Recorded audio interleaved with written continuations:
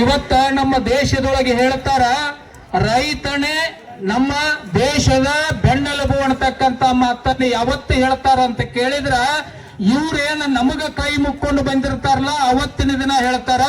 ಆದ್ರೆ ಇವತ್ತೇನಾಗ್ಯದ ಅಂತ ಕೇಳಿದ್ರ ಅವರೆಲ್ಲ ಐಷಾರಾಮಿ ಜೀವನವನ್ನು ನಡೆಸುವಂತ ಆ ಐಷಾರಾಮಿ ಜೀವನವನ್ನು ನಡೆಸುವುದಕ್ಕೆ ಕಾರಣೀಕರ್ತನಾಗಿರ್ತಕ್ಕಂಥ ರೈತ ಇವತ್ತು ರಸ್ತೆ ಮೇಲೆ ಕೂತಿದಾನಂತಂದ್ರ ಅವರಿಗೆ ಕನಿಕರ ಬರುವಲ್ತು ಅಂತಂದ್ರ ಅವ್ರಿಗೆ ಏನಂತ ಹೇಳ್ಬೇಕು? ಅವರಿಗೆ ಎಲ್ಲ ಭಾಷೆಯಲ್ಲಿ ಹೇಳುವಂತ ಪ್ರಯತ್ನವನ್ನು ನಮ್ಮ ರೈತರು ಮಾಡ್ತಾ ಇದ್ದಾರೆ. ಆದ್ರೆ ಇವತ್ತಿಲ್ಲಿ ಗುರ್ಲಾಪುರ ಕ್ರಾಸ್ ಒಳಗಷ್ಟ ಈ ಹೋರಾಟ ನಡೆದಿಲ್ಲ. ಬರಬೇಕಾದ್ರೆ ಮಮದಾಪುರ ಕ್ರಾಸ್ ಒಳಗೂ ಸಹಿತ ಹೋರಾಟ ನಡೆದದ, ಗೋಕಾಕ್ ಒಳಗ ನಡೆದದ. ಇದೀಗ ಹೇಳಿದ್ರು ಅಧ್ಯಕ್ಷರು ಆ ಬೆಳಗಾವಿ ನಗರದೊಳಗೂ ನಡೆದದ ಅಂತ ಹೇಳಿ. ನಾಳೆ ದಿನ ಬೈಲಹೊಂಗಲ ತಾಲೂಕಿನೊಳಗೆ ನಡೀತಾ ಅದ, ಕಿತ್ತೂರು ತಾಲೂಕಿನೊಳಗೆ ನಡೀತಾ ಅದ.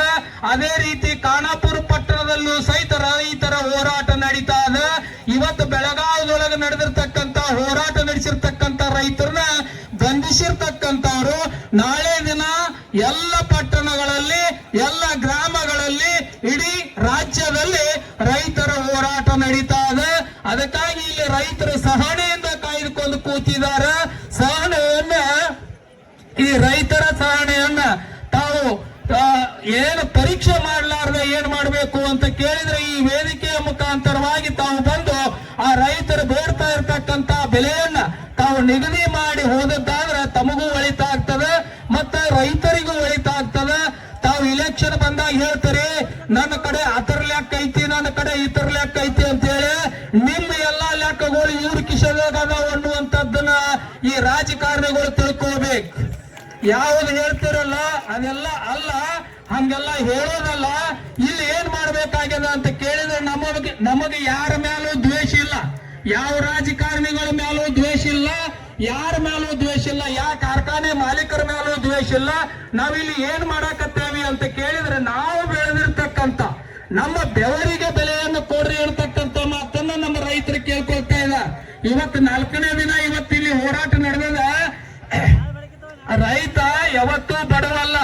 ಯಾಕಂದ್ರ ರೈತನ ಬೆಳೆಗೆ ಬೆಲೆಯನ್ನು ಕೇಳ್ತಾ ಇದ್ದಾನೆ ಹೊರತು ತಮ್ಮಲ್ಲಿ ಭಿಕ್ಷೆಯನ್ನು ಬೇಡ್ತಾ ಇಲ್ಲ.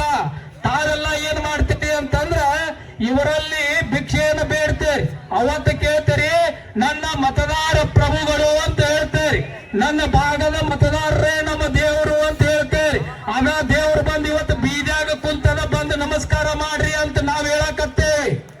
ಯಾಕಂತ ಕೇಳಿದ್ರೆ ಅದೇನು ದೇವ್ರ ಅಂತ ತಿಳ್ಕೊಂಡಿರಲ್ಲ. ಆ ದೇವ್ರು ನಿಮಗ ಏನ್ ಮಾಡ್ಬೇಕಾಗ್ಯದ ಅಂತ ಕೇಳಿದ್ರ ವರವನ್ನು ಕೊಡಬೇಕಾಗ್ಯದ. ವರವನ್ನ ತೆಗೆದುಕೊಳ್ರಿ. ನೀವು ಇಲ್ಲ ಅಂತಂದ್ರ ಅಕಸ್ಮಾತ್ ಆ ದೇವರ ಶಾಪ ನಿಮಗ್ ತಟ್ಟಿತು ಅಂತಂದ್ರ ನೀವ್ ಏನಾಗ್ತೀರಿ ಅದನ್ನ ನೀವು ವಿಚಾರ ಮಾಡ್ರಿ.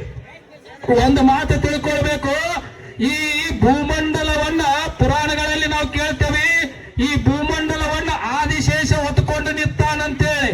ಆದ್ರೆ ನಮ್ಮ ದೇಶದ ರಾಜಕಾರಣಿಗಳನ್ನು ಹೊತ್ತುಕೊಂಡು ನಿಂತಿರ್ತಕ್ಕಂಥವ ನಮ್ಮ ರೈತ ಅನ್ನತಕ್ಕಂಥದ್ದನ್ನು ನೀವು ತಿಳ್ಕೊಳ್ಳಕತ್ತಿಲ್ಲ. ಒಂದು ಸಲ ಅವನು ಒಗದು ನಿಂತಂತಂದ್ರೆ ಅವನ ಪಾದದ ಅಡಿಯೊಳಗೆ ನೀವು ಬರ್ತೇರಿ. ಅದನ್ನ ತಿಳ್ಕೊಂಡು ಇವತ್ತು ಏನ್ ಮಾಡ್ರಿ, ಇಲ್ಲಿ ನಡೆದಿರ್ತಕ್ಕಂಥ ರೈತರಿಗೆ ಬಂದ ಕಾಸ